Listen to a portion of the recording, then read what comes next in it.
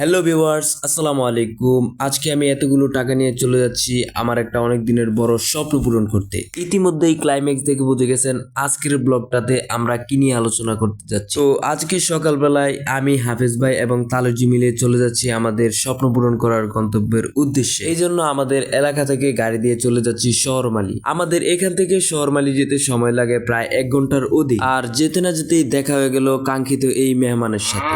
তো গাড়ি থেকে নেমে এখন আমি যেই জায়গাটাতে আছি এটাই মূলত শহরমালি গরুর হাটে যাওয়ার রাস্তা। তো আপনারা অনেকেই বলতে পারেন গরু পালন করা এটা কি একটা শখ এবং স্বপ্ন হতে পারে? তবে আমি আপনাদেরকে বলবো না না, এটা শুধু শখ আমার না, আমার মতো হাজারো ছেলের ইমোশন, তাদের নিজস্ব একটা গরুর খামার থাকবে। তবে এরকম শখ যদি নাই বা থাকতো তাহলে কি মানুষ হাজার হাজার গরু বিক্রি করার জন্য কি হাটে নিয়ে আসতো? তো এখানে ভাষণ দিতে দিতে আমাদের 4-5টা গরু পছন্দ হয়ে গেল। তবে আমাদের সাথে আমাদের কাকাও গিয়েছিলেন, তিনি যেহেতু গরু পালন করেন এবং গরু সম্পর্কে ভালো একটা ধারণা আছে, আশা করি আমাদের বাজেট অনুযায়ী পছন্দের কিছু গরু কিনে বাসায় নিয়ে যেতে পারবো। তো আমাদের এই হাট থেকে 4টা গরু পছন্দ হয়েছে। এরপর আমরা 4টা গরু দরদাম করে কিনে নিলাম। 4টার মধ্যে রয়েছে একটি নেপাল এবং 3টি সাইওয়ান। তো আলহামদুলিল্লাহ আমরা গরুগুলি কিনে সবাই খুশি। সাইওয়ানের মধ্যে রয়েছে কালো একটি গরু, লাল 2টি গরু। এরপর আমাদের গরুগুলো যখন কিনা হয়েছে টাকা তো অবশ্যই দিতে হবে, কিন্তু আমার টাকা দিতে মন চাচ্ছে না। তবে এটা শখ পূরণ করার বিষয়, টাকাগুলো তো অবশ্যই দিতে হবে। এরপর আমরা টাকাগুলো এই হ্যাংলা পাতলা শালাকে দিয়ে গরুগুলোর দাম পরিশোধ করে গরুগুলোকে দিয়ে রাস্তায় চলে আসলাম। এরপর আমাদের গরুগুলোকে এনে রাস্তার পাশে বেঁধে রাখলাম গাড়ির অপেক্ষায়। এরপর আমরা গরুগুলিকে কিনে হাফেজ ভাইয়ের অনুভূতি জিজ্ঞাসা করলাম। ভাইয়া বলল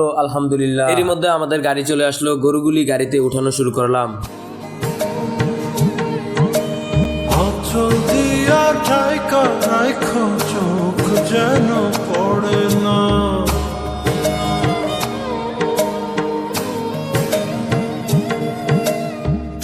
এরপর আমি আমাদের গরুর গাড়ির সামনে না বসে পিছনে উঠে বসলাম। তবে আমি গরুর গাড়ির একেবারে পেছনে বসলাম। তবে এখানে আমি একলা না, আমার সাথে হাফেজ ভাইও আছে, আর তালুজি এবং রাসেল কাকা ওনারা গাড়ির সামনে বসেছেন। তো বন্ধুরা, আজকের ভিডিও এ পর্যন্তই। ভালো লেগে থাকলে লাইক এন্ড সাবস্ক্রাইব করবেন। দেখা হচ্ছে নতুন কোনো ভিডিওতে। আল্লাহ হাফেজ।